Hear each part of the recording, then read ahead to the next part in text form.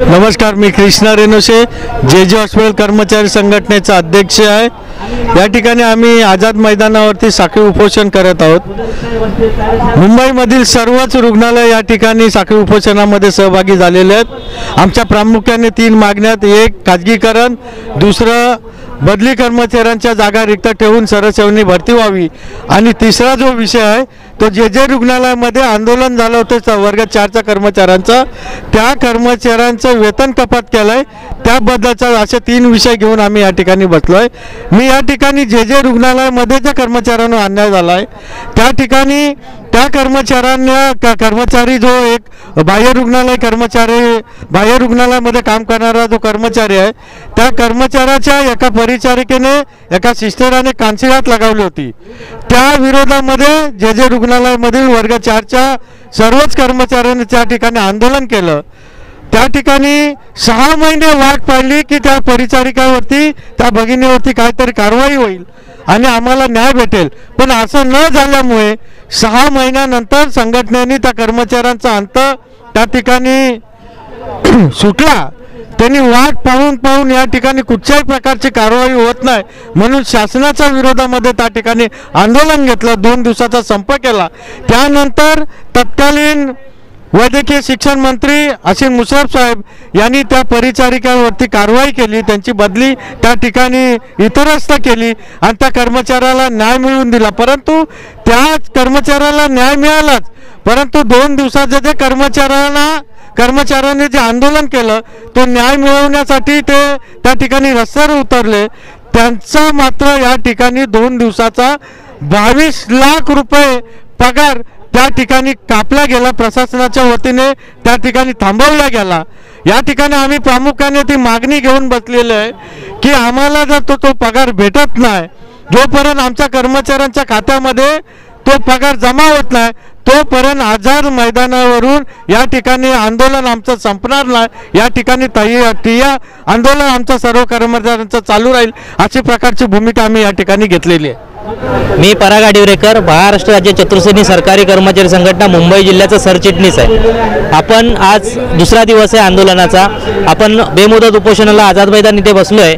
त्याचा एक विषय असा आहे की बदली कर्मचारी आपल्या रुग्णालयात आणि महाविद्यालयात, वैद्यकीय महाविद्यालयात बदली कर्मचारी रिक्त पदांवर कार्यरत आहेत।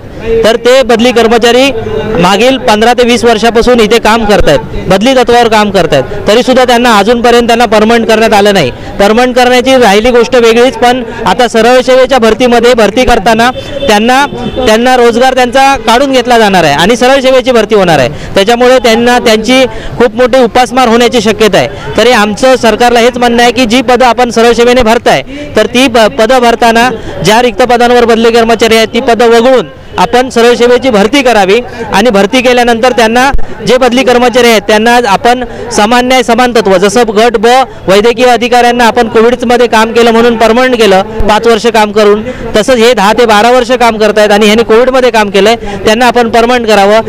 ह्या मागणीसाठी आपण इथे आंदोलन करत आहोत आणि हे आपण सरकारला सांगत आहोत। ह्याच्यावर जर सरकारने सकारात्मक निर्णय घेतला नाही तर आमचं हे बेमुदत उपोषण कायम राहणार आहे असं आम्ही सरकारला इशारा देत आहोत।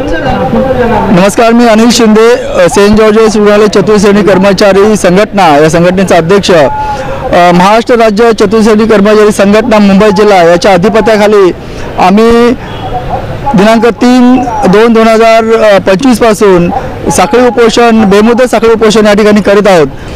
आमचा विषय असा आहे, आमच्या प्रमुख 3 मागण्या आहेत। कंत्राटी पदं रद्द करा, बदली कर्मचाऱ्यांच्या पदं रिक्त ठेवून सरसेवेने भरती करा आणि जे बदली कर्मचारी इथे काम करतात त्यांना काम मिळालं पाहिजे। तर प्रामुख्याने माझा असा विषय आहे या ठिकाणी की कंत्राटी पद्धतीने जे शासन इथे कर्मचारी राबवत आहेत या शासकीय रुग्णालयामध्ये, म्हणजे सेंट जॉर्जेस, GT, जे म्हणजे ज्या ठिकाणी शासकीय रुग्णालय आहेत त्या ठिकाणी 100% सफाई कामगारांची पदं भरलेली असताना देखील केवळ आणि केवळ कंत्राटदारांचे आणि जे उच्च पदाधिकारी आहेत, जे उच्च अधिकारी आहेत, जे उच्च मंत्री आहेत यांचे खिसे भरण्यासाठी जी कंत्राटी पदं राबवली जात आहेत ती कंत्राटी पद्धत पूर्णपणे बंद व्हावी या विरोधात आम्ही या ठिकाणी आंदोलनात बसलो आहोत। आंदोलनाचा आजचा दुसरा दिवस आहे। या आंदोलनाद्वारे शासनास एक कळू इच्छितो की ज्यावेळेस या देशामध्ये कोविड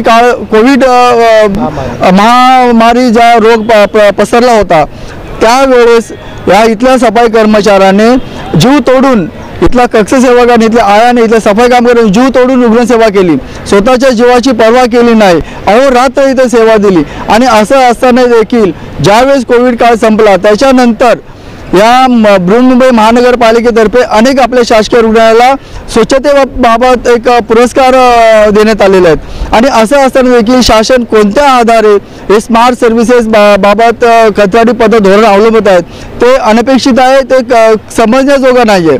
केवळ आणि केवळ जे ठेकेदार आहेत त्या ठेकेदारांची घरं भरण्यासाठी, केवळ आणि केवळ जे शासकीय पदाधिकारी आहेत, उच्च पदावर बसलेले जे नोकर वर्ग अधिकारी आहेत त्यांची घरं भरण्यासाठी हे स्मार्ट सर्व्हिसेस मार्फत यंत्रणा राबवली जाते असं आम्हाला वाटतंय.